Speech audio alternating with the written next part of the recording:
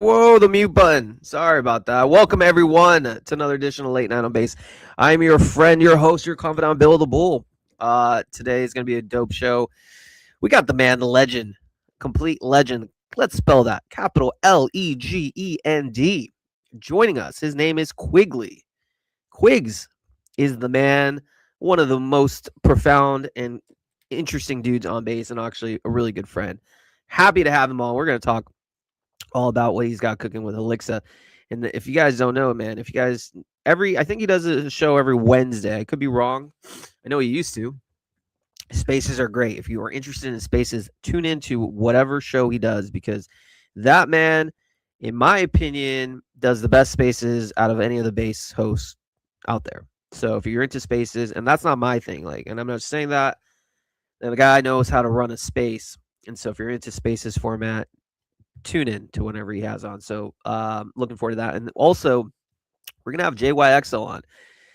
You know, I'm very interested in his conversation because that man has called a lot of runners. And let's be honest, most of you who watch this show care about one thing, not my hair, not the sweet, charming voice of mine.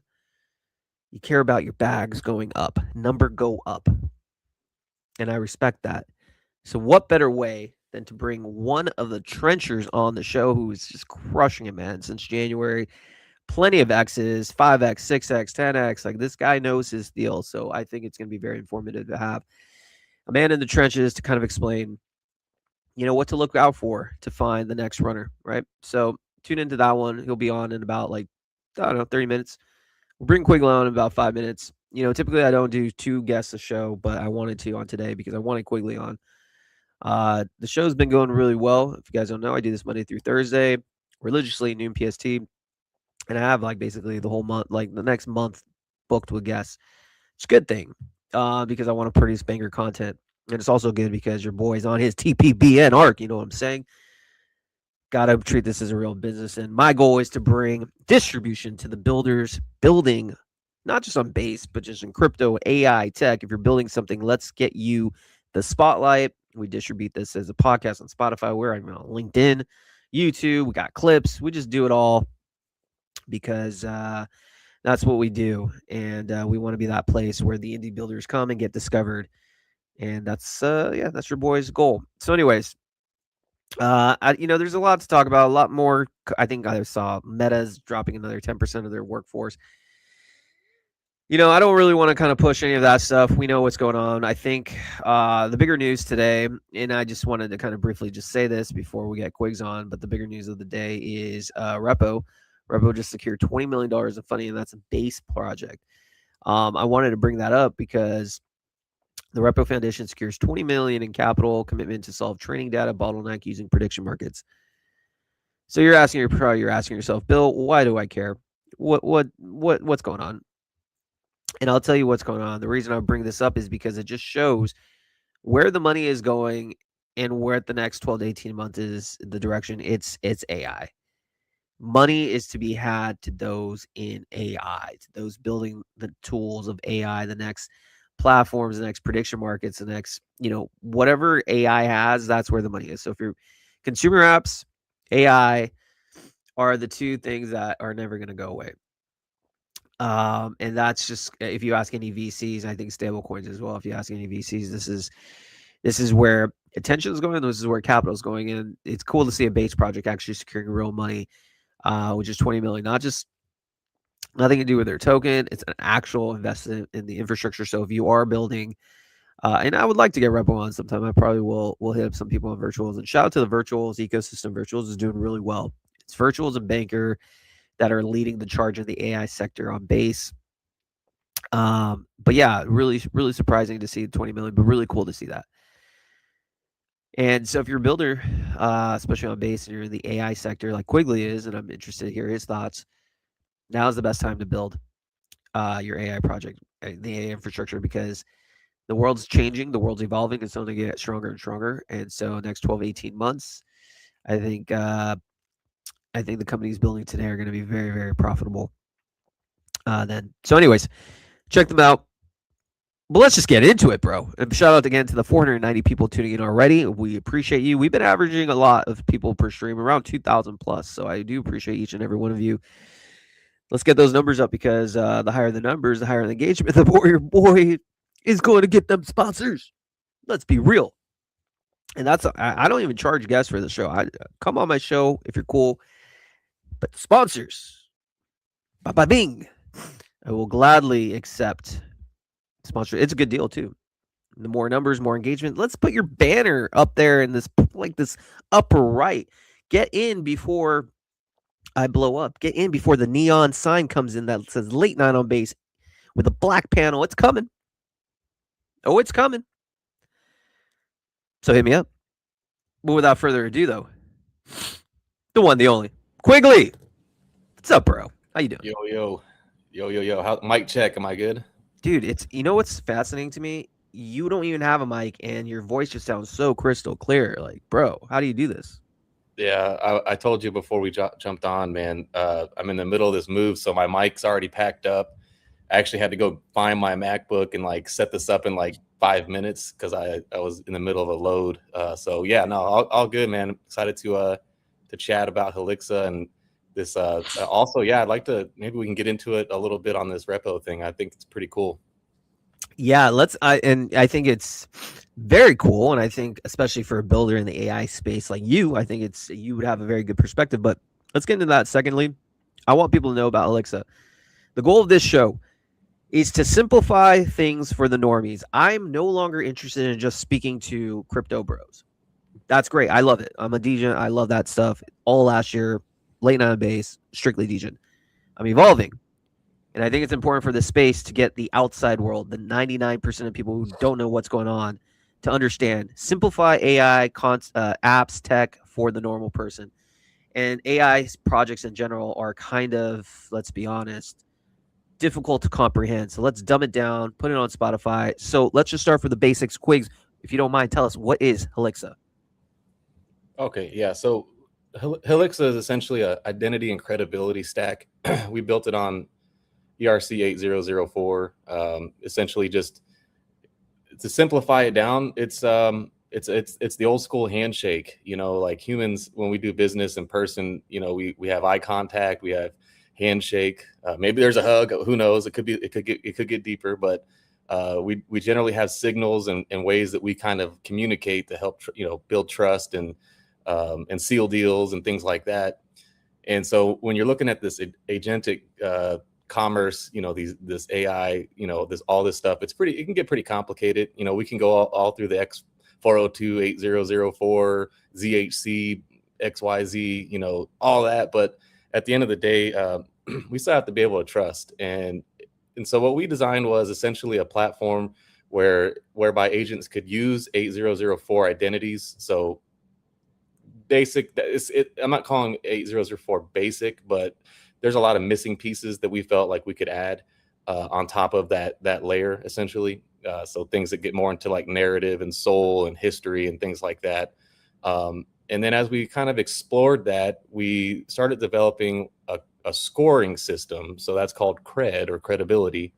The CRED scores essentially a number of different factors, 13 factors that go into a composite scoring system that platforms can use to filter, Sybil agents and kind of look for the higher quality, agents that are doing real stuff, is what I would say. They're the agents that are doing stuff. We want to identify them and kind of separate them. We saw, hundreds of thousands, if not more, agents come online, since Moltbook took off. And most of them, I would say probably like 99%, some crazy number, are not real. They're not credible. We call them junk on our platform. They come out as a junk score, but there are some that are obviously doing really cool stuff. We're trying to kind of keep up with all the changes already that you're seeing. Zero human being a huge meta that a lot of people are getting into. I personally am of the opinion that there's no such thing as a zero human company yet. There's some people doing some really cool experiments that are, really fun to watch. But, the truth is there's still a human on the other side of that. And there's still potentially humans that are going to be customers, or consumers of those products. And so more recently, that was kind of my thinking, is that, as people are building for agents, they're hyper focused. We all have AI psychosis right now. We're all super sucked into this rabbit hole.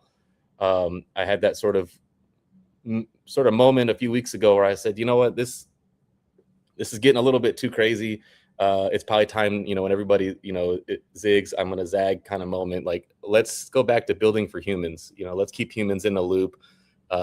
Let's make this about how we can use these agents to better our lives, help our businesses grow, and use them as tools. And so I kind of pivoted back more towards the human side.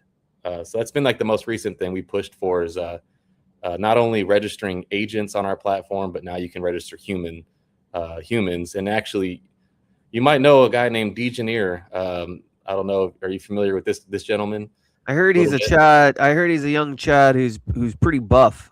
Yeah, he does work out. I saw that. Dude, he's shredded, bro. Like that guy is a beast, both in the dev world, and man, he's a young cat, man. I tell him, enjoy being young. Once you have kids and you have full-time responsibilities, you don't have much time to go to the gym, bro. Like, I'm just being real. Man, I wish I'd been going to the gym, because this move has got me feeling like I'm getting real old. I'm like, man, my arms are tired. I can't even. Oh, man. So DJYEXCEL. So bring him up because he was one of the first humans to register on our platform. We've only had a handful of people, humans register so far. We haven't really pushed it. I kind of want to have I'd call it like a beta sort of test of how this would work. But he was one of the first ones, and then serendipity, or whatever you want to call it, happenstance. There's another team that's building in X402. They wanted some audits done, and I said, you know what, this would be a really good test for our upcoming platform that we're sort of building on top of Helixa. It's like another stack or another layer that we're currently building in stealth and haven't talked about a whole lot publicly. So let me see if I can make this work, where essentially we have used those identities, the Helixa identities, to match a platform with a dev and create a real work with that, a real working opportunity. So DJYEXCEL was actually hired for a month's worth of work for Invoica, which is this other platform, to do a series of audits and some other things. But it was a really cool beta test and a signal for us. And of course, valuable feedback. When you're building this stuff, there's only so much you can do on your own. You need other people to like tell you, hey, this worked, this didn't work, or it would be nice to see, some other things added here. And so that's what we're doing now, is kind of collecting all that information and moving towards the next stage.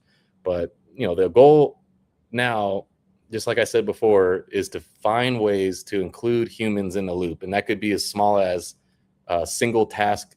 So like maybe you're an artist, maybe you're a graphic designer, and there's a agent or a team of agents, or maybe that's a hybrid team of humans and agents, and they're building something and they're stuck and they want to use an actual expert or a human that's, good at drawing or good at artwork. Bring them into the fold. So instead of us using AI to help us build stuff, we're wanting humans to help the AIs build stuff, if that makes sense. We want to go both ways. I think that's the key, right? Like, how do we include humans in the loop and make sure that these experts, these people, these talented people like devs that are obviously skilled can come in and help someone finish a project. And I don't know how much, I know you've done some of this on your own already, Bill, but if you're building in AI, if you're a vibe coder or even a prompt engineer, whatever level you're at, you can spend hours and hours of time with these agents trying to get something done. But because you're not an expert in a certain area, like, you're just spinning your wheels and then finally getting to a certain point. We want there to be an opportunity for people to come in and fix that. Like, hey, I don't know what I'm doing here, so I need a real dev, a real human, human dev maybe to come in here and streamline this process for me, so I can actually get where I'm going faster and get to an MVP if I'm building an app, or if it's a website, whatever it is that you're building. So that's been like the sort of evolution of Helixa. We have our cred token, and up until now, there really hasn't been a utility directly tied to the token. It's essentially just been our ecosystem token. We launched it on Banker. It's a fair launch. I don't have any supply other than what's generated from the fees. It's about 6%. And so now that we are moving towards the product side, we're going to tie that directly into this upcoming platform. So there's going to be some real pressure and quote utility that we're going to tie to that token. And so I'm pretty excited about that. That's going to be I think it's going to be a lot of help, and people are going to be excited to see that come out. I mean, it's very excited too. I actually think, especially because you're running the project, there's a lot of trust components that you are going to be around and you're sticking to what you're building. To circle back on Helixa itself, I think it's a really great idea for obviously the reputation for bringing on the humans and obviously the agents. What people don't realize is, yes, when they think AI is going to take jobs, all these tools, you can program things for a weekend. Theoretically, that is true. But as you're saying, yeah, we now have tools, Claude Code, you can get it. But what people don't realize is it's not a finished project. Those that are going to stay around and are going to do well are the devs that become the conductor, I guess you could say. They're the ones overseeing what's going on because, the Claude Codes of the world aren't going to just automatically produce like just perfect thing. You're done. There's going to be mistakes. There's going to be, there's going to need a human involved in the process in real companies, projects. And so I think a platform like yours that's going to allow people like Dejaneer to come in. Hey, reputation. I have this app, but I'm stuck here. And then you could get people hired based on their reputation. It's needed. It's needed because you could spend, especially if you're not a dev, you could spend hours and hours and hours troubleshooting, but like it's going to be frustrating. It's going to be a nightmare. Why do that when you could just hire somebody to just take over and get it done? One thing you got to remember too. So we've already seen a little bit of an adjustment made by Anthropic and OpenAI. I'm sure will follow suit. Like there's already been a change in sort of how these models are going to be built and like how expensive they're going to be. So think about it also on that side. There's the time piece. So if I'm a business owner or I'm a vibe coder and I get to a point where I've got, a really cool product that I've kind of pieced together, you still need a human dev to come in. Now you might not like we have some stuff that we've built, not even related to Helixa that, we did some vibe coding to get it to MVP. And then we handed it off to a human dev, to really get in there and make it, polished and whatnot, so that it can be audited and so forth. And I think that's the process for a lot of the stuff we're seeing now. Like people though are now going past MVP. Like, okay, I got an MVP, but now I'm going to keep vibe coding on it and keep using Claude and keep using these different models to like keep adding pieces to it. You probably ought to stop. To be honest, you probably ought to step back and say, okay, maybe now it's time to, if you have a token and you've raised some funds, maybe it is time to go out and find a human to help me actually audit this and make sure this code is not just complete slop, and that these things could actually be trusted for people to put their money or time into. And I think that's where we and full transparency, we got there with Helixa. And so this pivot, I would call it a pivot, towards more of this human focused piece. It's literally because we needed to do that. We needed to find human devs to help take it to the next level. And I'm lucky enough to have some of those people in my circle. And then as I was building that, I was like, hey, wait a minute. There's a lot of guys out here on the timeline that I see that are probably looking for work, looking for things to do. And they're using AI. They're not, whatever they're doing, they're probably going to want to, have opportunities to help with some of these builders. So it really is a natural organic sort of evolution that we've gone through, which is probably the most exciting thing for me. Is like, I'm not forcing things. I'm not, hey, let me go build this now, because we get stuck with AI. Will let you do that all day long. AI will tell you, dude, this is the smartest idea that I've ever seen, and this is perfect. Let's do that and do this. And the next thing you know, you're spending a month building something that literally nobody wants or was asking for, right? And so that is literally the lesson I've learned through my AI psychosis that I would admit to over that first month or so of building.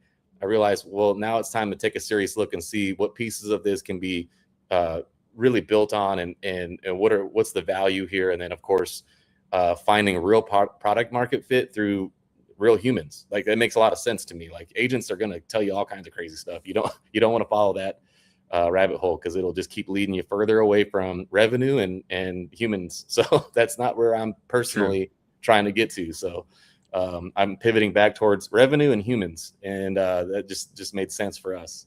Well, the market tells you what's needed, right? You can go down. You can go down with I think one of the best signs of an entrepreneur and a builder is someone who's willing to pivot. Because if you just get so complacent, or not complacent, you get so stubborn and stuck on one thing, and the market's telling you a different thing, you're just wasting energy. There's a sunk cost to just going down the same path. So listen to the market. It's your greatest, I guess, your teacher. And speaking of the devil, the young Chad, he's been summoned. There he is. I'm surprised he's not at the gym. It's probably midnight his time or something, but like, I'm sure he had a good workout. Sir, as we've been saying, you are a Chad who's, you're strong, bro. Like, keep at it until you have kids, because you're not gonna have that much time, bro. I don't know. There's such thing as dad strength, when they're little. But yeah, True.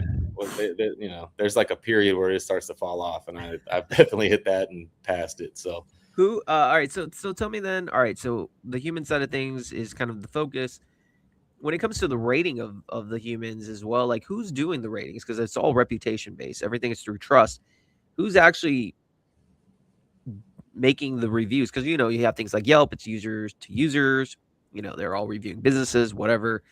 Is that the same model from the reputation standpoint, from a human standpoint? Because I assume with the agents, and I guess with the agents, how does that whole play? Like, just talk to us about this whole reputation. Yeah. Like, Yeah. how does that work? So there's some simple things you can do. Obviously, like from our side, to give you an example, for the agents, you could have agents come in and register. If they're a Sybil account, like we got hit with a Sybil attack pretty early. You can clearly tell because their whole profiles are just their name, from their name down to like any of the stuff they fill out. It's just junk. It's like it just doesn't make any sense, or it's repetitive, or it's not very good. And so there's some stuff on our side, like, hey, if you have seriously, like a well completed profile, you've added your narrative, your links, you've attached your social media, doing all those things obviously gives you sort of a baseline amount of credibility. So there's that sort of internal component. There's on-chain activity. So obviously we can tie into your wallet. If you connect your wallet, you can do Coinbase attestations, or EAS as they call it. We can add that in so that we can see these are real people that have real on-chain activity. We can use talent. We've used talent protocol, ethos, kind of pulling, I would say, an aggregation from like multiple different directions. And probably my favorite part, on top of all these sort of like already built or already existing things that we can pull in and use to score. In the case of, for instance, the agents, we are partnered with like OX Work, which is a agent task or work platform. And so all of their agents will receive a register with our platform and receive their Helix identity.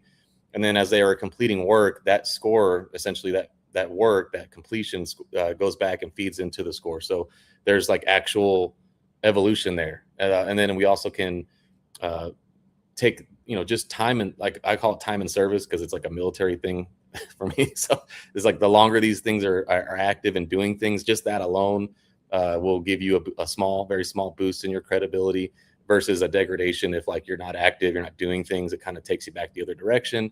And then we kind of did some similar things with the humans, but the human scoring is going to be very different in the fact that it's all going to be based on, very, very much more focused on work, and like, are you doing the things that you said you were going to do?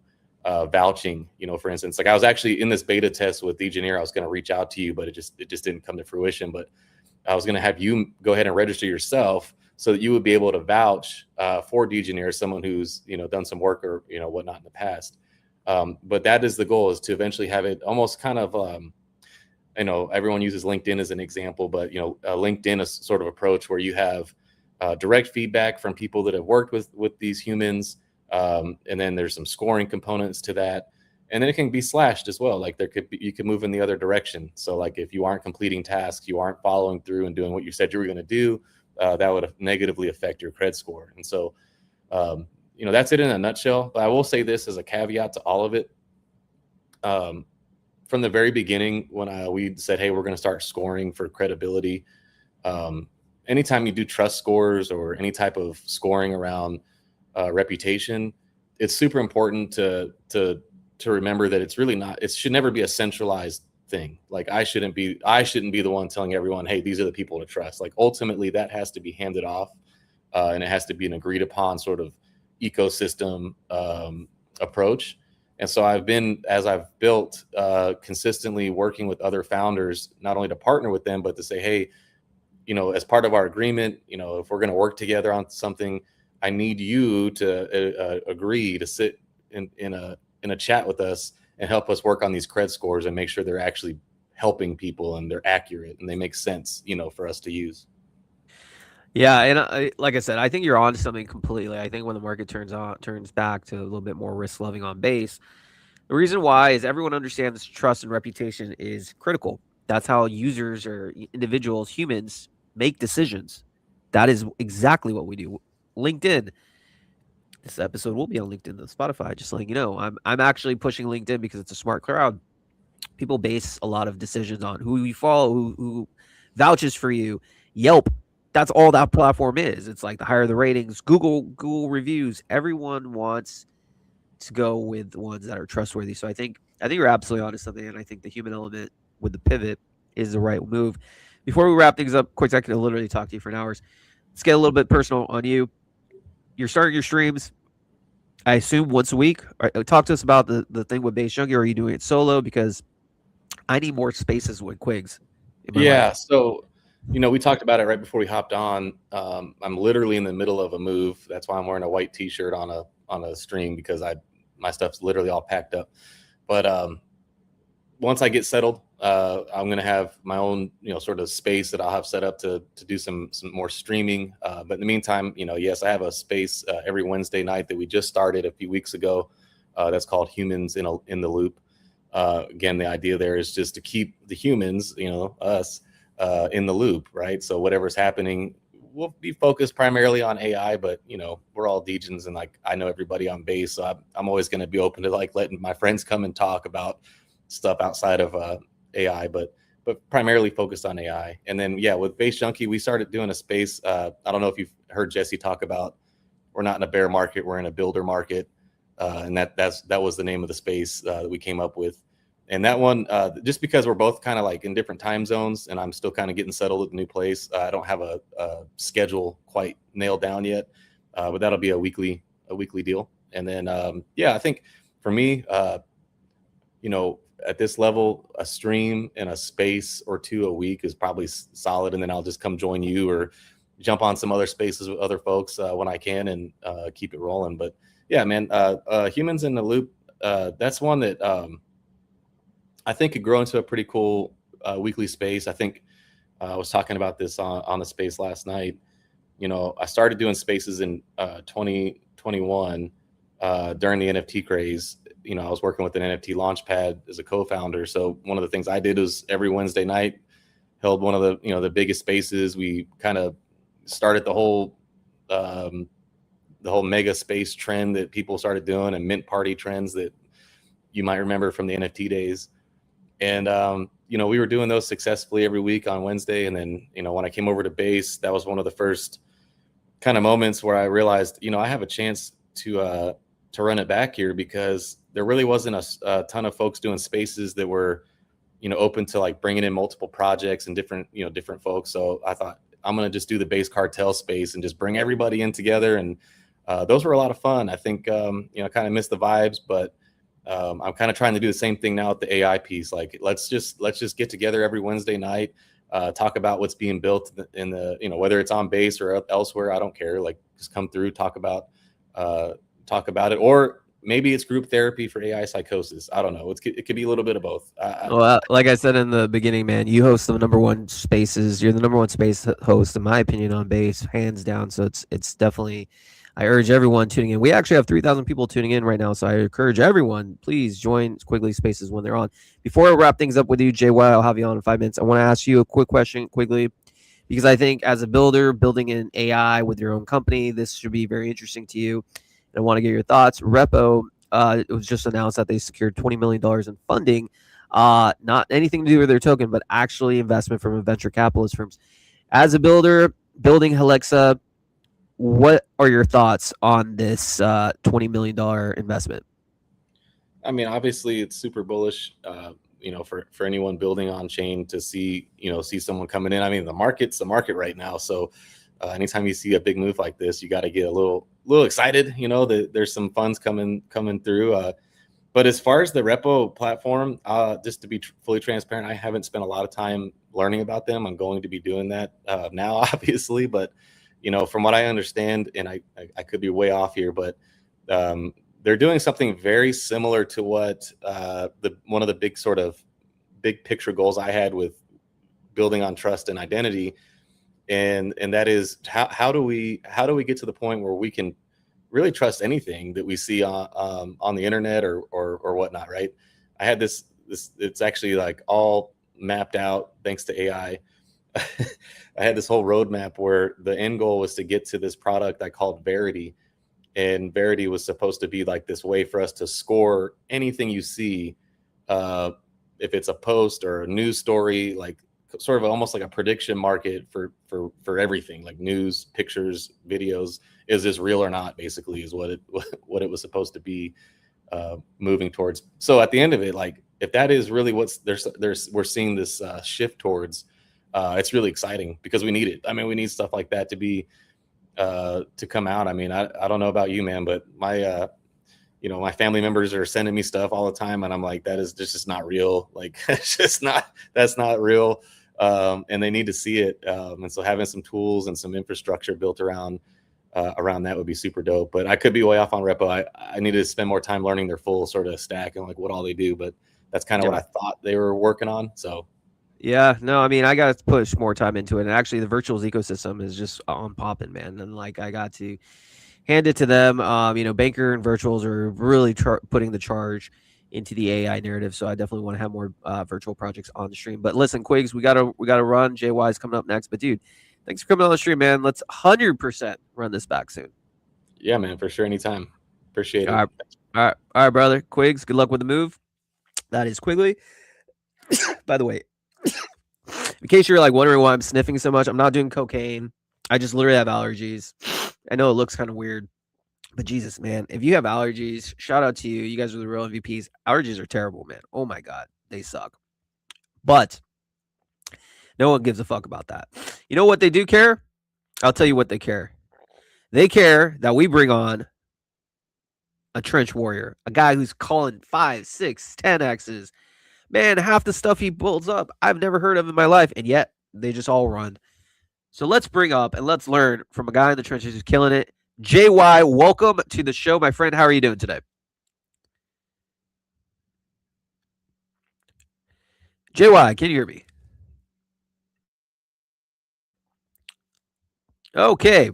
Technical issues. All good. I get it. It happens. But let's, while we wait for him, let's do the banner. The cool thing about the banner is like you could write whatever. I really want to up it and make it like really. Let's actually give it some more thought. It shouldn't just be JY. It should be JY DGen researcher. That's what I'm gonna say for him. Yeah. So we'll have him on. Anyways, though, that was actually really dope. Dude, I could talk to Quigley for so long. It's like a friend at a bar you haven't seen in a while. You could just vibe. I'm telling you, his spaces are really good, man. It's a really good time, especially for a project or you're just interested. Spaces, aren't my thing. I'm more of a live stream guy, but there's a lot of benefits to doing a space. It's more casual, it's more laid back. You could just hang out, everyone can speak, you can have like go on stage. So it's super cool. And I think he does it Wednesday. I think he has one tonight. So I'll let you guys know. So I'm gonna hit up JY. There's probably some technical difficulties. We'll be right back. And in the meantime, we'll just put on his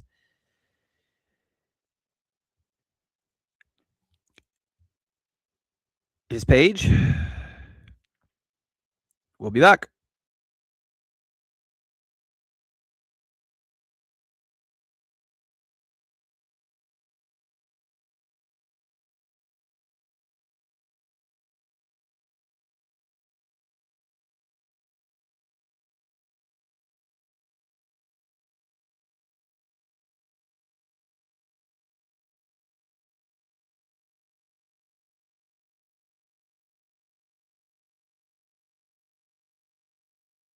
Let's see. I think he's in. JY, can you hear me, my friend?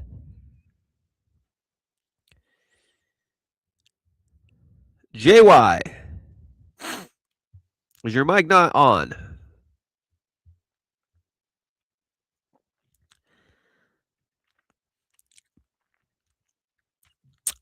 I will message him. Let's see.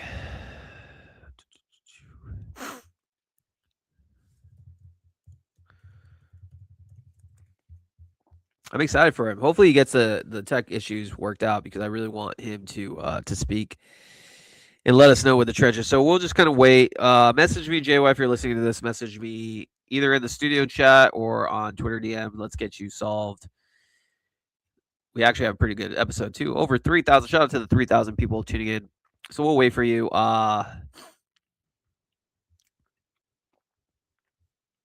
We'll wait for you to turn in. What else? What else is looking good?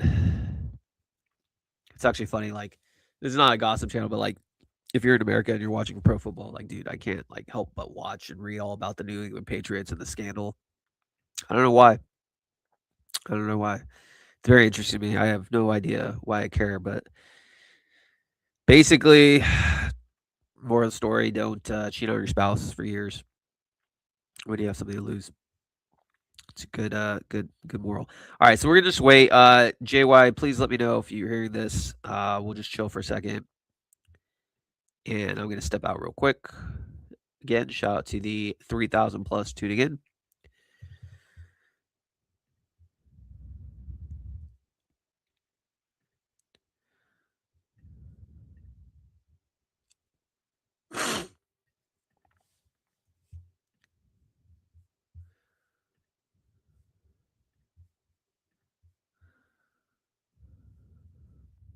I'll be right back.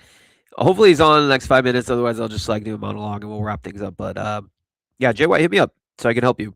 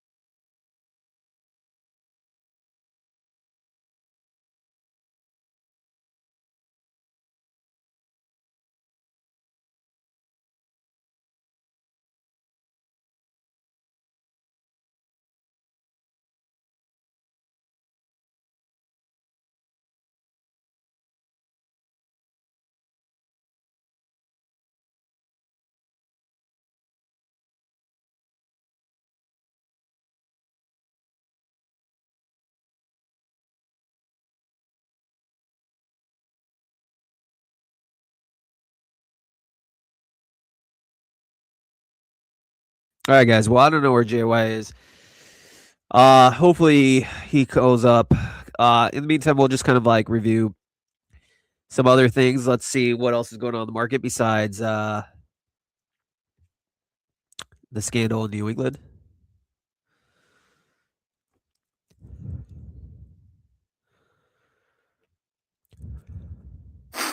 Man, allergies are terrible. Absolutely terrible. JY, if you were listening, message me on X or on the private chat. Let's see. Uh, let's just scroll down the feed. See what else is happening in AI, crypto, tech, and Onchain. This is absolutely something though that has nothing to do with AI or crypto or tech, but I find it very interesting. This whole scandal is all on my timeline. Danny Rossini. This scandal is just getting crazier and crazier by the day, man. With the Patriots head coach, she's basically a reporter. Basically was sleeping with the head coach in New England, and it wasn't. And they're both married, and news just came out that's been going on for like years. Find it very interesting. Very interesting.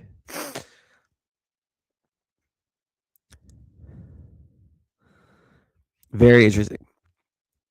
All right, what else?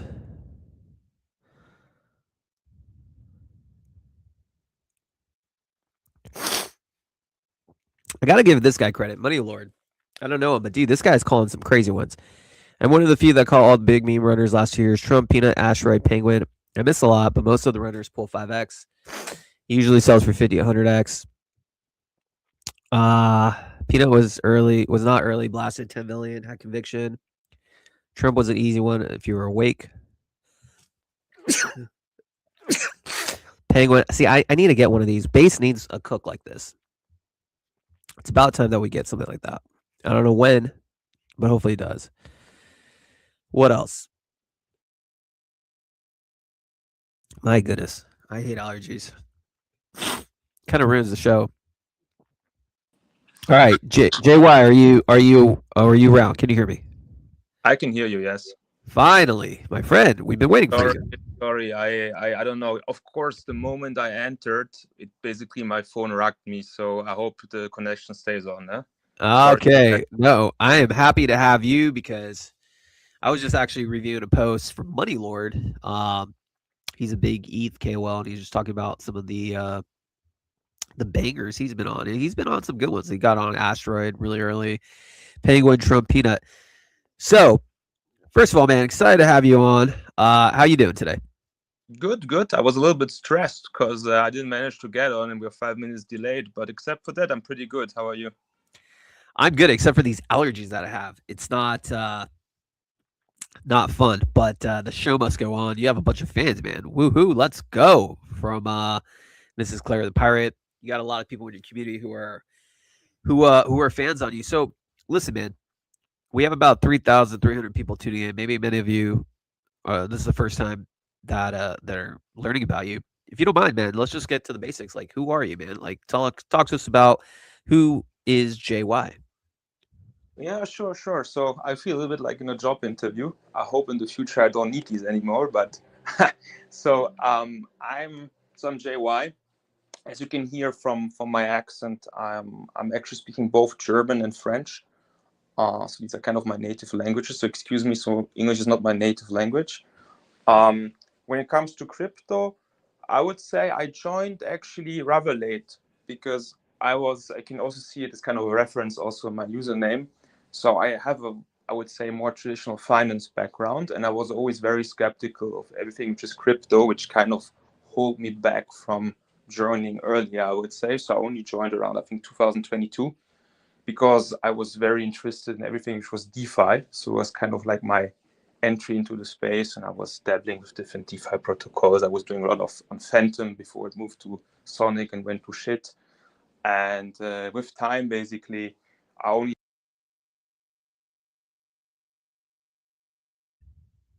Oh man, I think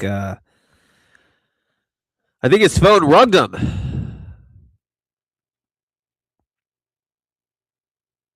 I was vibing, man. I was like learning. I was ready. Hopefully, we'll give him some time to hopefully get the audio fixed.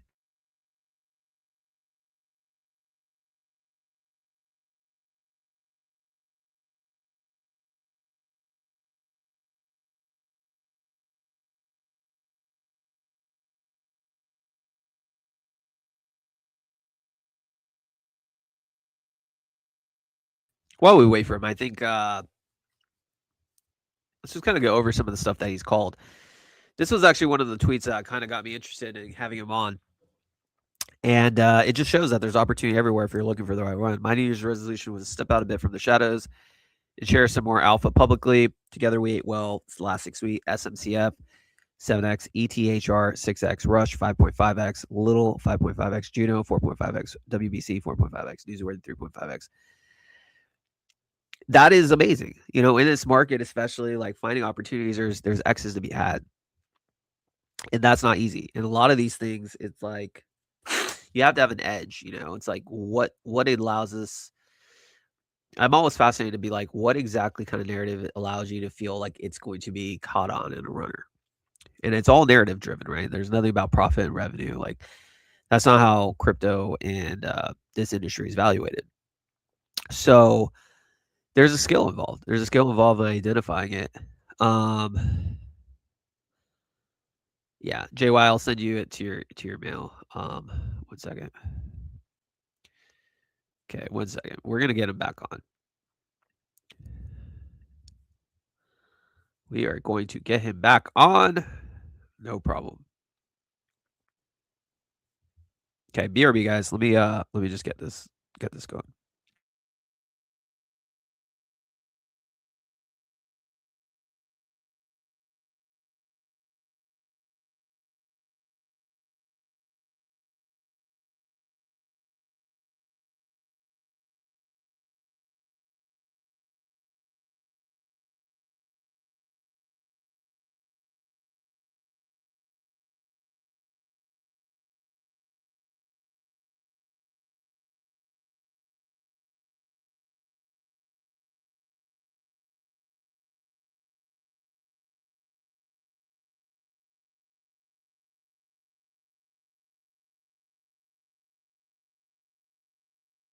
Okay, JY, I just sent it to your email.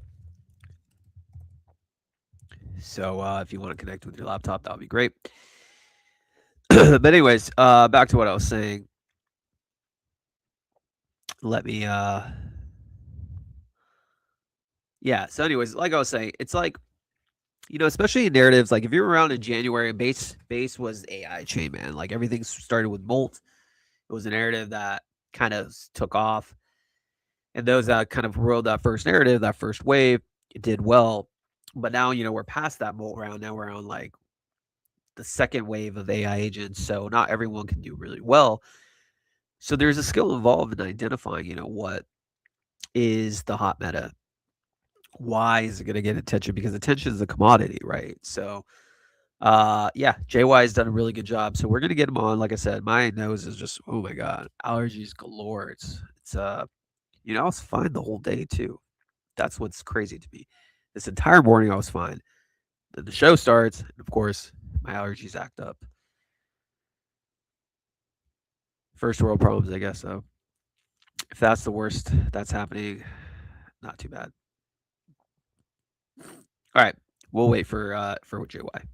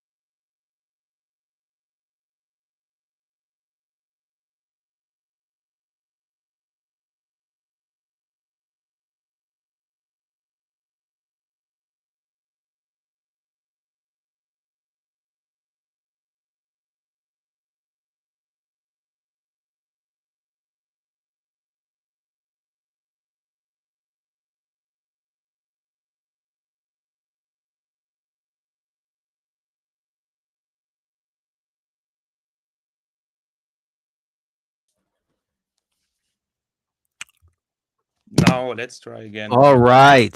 Now can Man, you I'm hear us? so. Can you hear me now? I'm I can so hear you. sorry. So sorry, man. I'm so sorry. I don't know what's happening today. I have so many calls, but today nothing works. It's all good, man. Well, listen, let's just we do have to end the show in like 10 more minutes, but at least we could just get to it.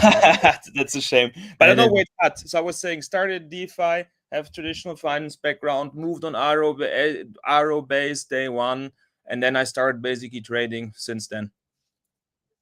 oh, okay. So now you're on base, and I was pointing out your pin tweet. You've been calling some bangers. So talk to us about like what are things that you look for in a potential runner, because we all know in crypto, especially, things aren't based on profit and losses and actual revenue. It's just not. It's basically narrative driven. So, what are things that you look for to be like, all right, this has potential X's? First of all, it's not only me, right? So I rely on a lot of friends, which are also scanning daily, I would say. So it's like kind of a group effort. So it's not only me, but I would say that with time, as you said, you kind of get an eye to spot what basically could potentially run. And there's like I have kind of a set of criteria I always look at. It's kind of principle based, and I go basically through my list and I try to understand, is that something which currently is, let's say, overlooked? Is it something which people don't look at, but does it have potential, or does it have catalysts in the future to run? So that's how I look at things. And as you said, so everything is narrative based. So you really need to understand, how does it fit in a certain narrative? um, is the dev strong? What's the project about? What are the spins it can take? How can it go? How basically can it have momentum in the future? So these are all things I basically look at from the beginning. And and then you basically roll. uh, what's also important, I would say, and actually it's almost the key, as you mentioned it, everything in the end, it's kind of a attention game, right? So as we know, people which are trading, let's say, attention or mind share. So I wouldn't call myself a mind share trader, because basically I do kind of two type of plays, right? So I have a look at attention plays, but I also like more longer term things where I kind of hold, where I know that the P team is strong and that basically the market will eventually reprice. um, but what's key, of course, also is to understand kind of, okay, today mindshare is low, but what are the reasons, right? And why can mindshare increase in the future? So these are really, that's actually in the end the essential question, right? Because a project can be very strong technically, but if things don't pick up because people start talking about it, you're never going to make any money. Agreed. If no one's talking about it, no mind share, no, because again, especially in a market where it's super saturated, it's easy to create anything. You have to have the right people talking about it. So on base, the trenches are kind of dead. Over the weekend, ETH, we had obviously arguably the number one KOL in all of the world, Elon show asteroid, and the ETH trenches went to 200 million or something. And you see a bunch of runners there. Two questions for you. Do you dabble on things outside of base? Are you on ETH mainnet as well, or is it just strictly focused on base for you? So first of all, I think you need to understand where you have an edge, because otherwise you're just going to get brought to the slaughterhouse if you just trade things and you think that you can do it like outside or whatever, right? And you don't know how to play it, you're just going to get smashed on the way.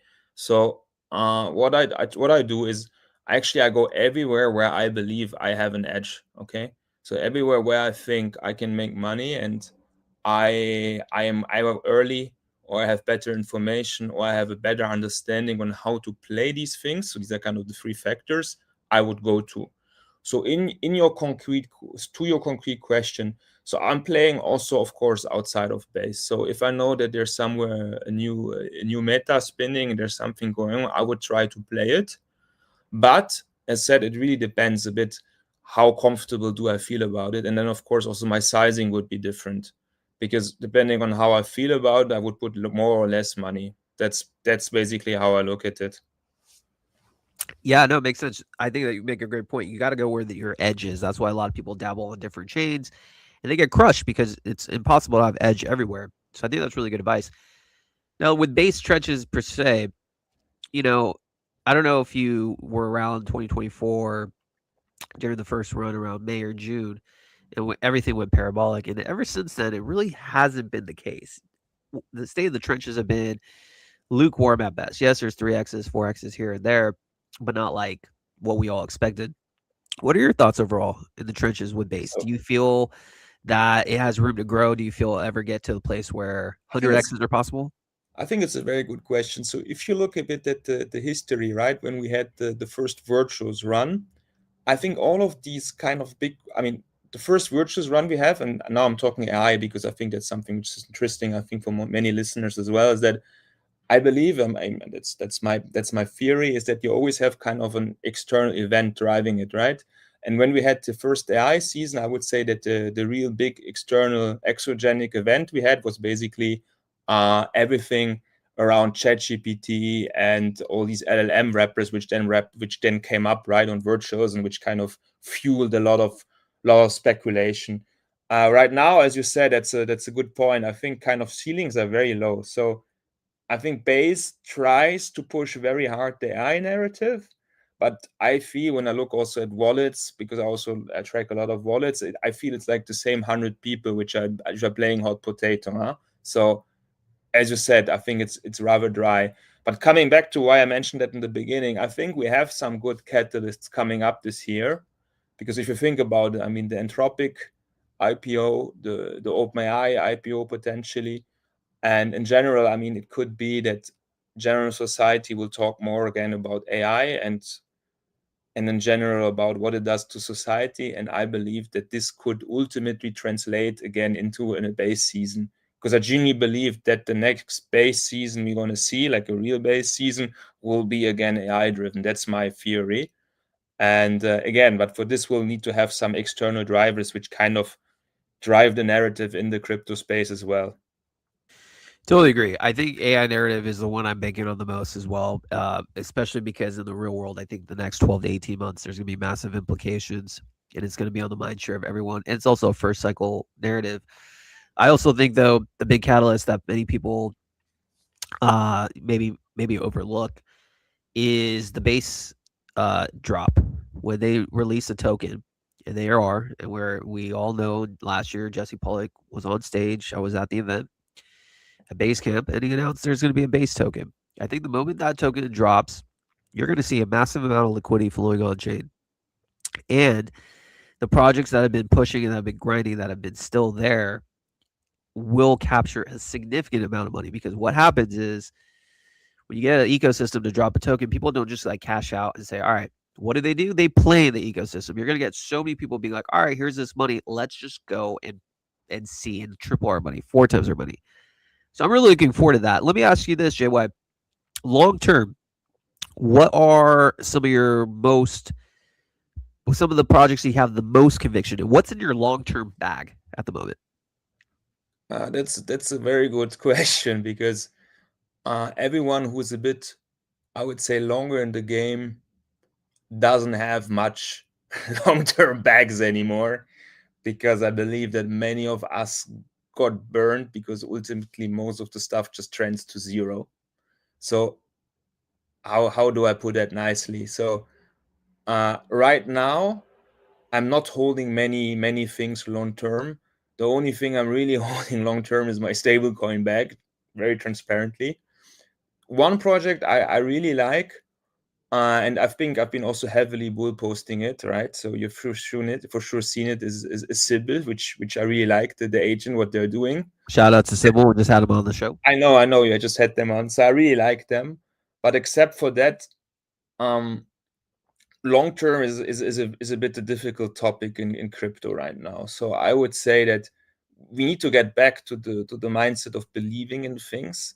But today, for me, it's very difficult to hold things very much long term. So except with very exceptional cases, I would say that we can hold things for, I don't know, let's say a few months at best. But long term, I don't see much I'm able to hold at all. I respect that. I mean, everyone has different preferences. I do think that a lot of the newer projects, it's a gamble. You don't know if they're going to be around. Time is kind of the indicator that allows you to have a little bit more faith. There could be some amazing projects now that go on to be the next, multi-million-dollar coin and still around in 2 years, or they just go to zero. You don't know. There's a gamble. For me, I think I agree with a lot of it you said. Like for me, I actually only have one long-term position that I'm not caring for the next 18 months. And that's just my play. My play is Banker. To me, Banker is the meta. You know, if Banker trends to zero, all your AI coins are going to zero. Banker to me has established themselves, and it's been 3 years that's been the making. I don't fade deployer. I think Banker's only going to get stronger and stronger. But that's just me. I think Virtuals is another good one too that I think is going to be around. So we'll see. We'll see. I mean, if I just can share my thoughts on this. So, I mean, I really appreciate what Banker is doing for the whole ecosystem, right? Because it kind of ignited what we saw in January with all these agents running. And I also really appreciate what Virtuals did in the past. And I think they've built a great ecosystem. And I also really like what they're doing with, how's it called, Eastward, right? With their robotics push. So I think it's very interesting things. However, the only thing you always need to take into account that this industry, things are moving very fast. And I think the barriers to entry to build something fast, I mean, you've seen it, right? The things move so fast that it's very tough for me to predict what will run or what will be still there in, let's say, 12 to 18 or 24 months time. That's why, as I said, my objective is basically to play as much as I can to grasp value in projects which are genuinely building something, like for example Sybil, and to hold these, but over a multi-year time frame, or let's say a 1 or 2 year time frame, it's very, very tough for me to say what will happen. And I think if you could really answer that question, I wouldn't be sitting here anymore. I would be probably somewhere in the Bahamas with a lot of money. Same, bro. It's all a crapshoot at the end of the day. But listen, man, we do got to wrap. It's over the hour. I wish we would have had Yeah, it's a more time shame. with you. But hey, listen, we'll figure out another time to get you on, because I do want to have more discussion with you. It's great. I think having a guy in the trenches who understands the market is something that the 3,000 plus people tuning in want to hear more about. So, JY, man, thanks for coming on the show. No worries. It was a real pleasure. I hope more next time, huh? Absolutely, my friend.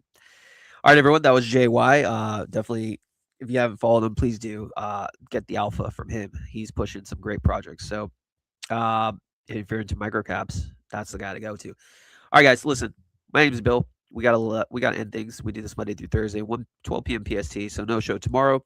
But guys, enjoy your weekend. If you haven't done so already, follow me, and we'll catch you guys on Monday. All right, cheers.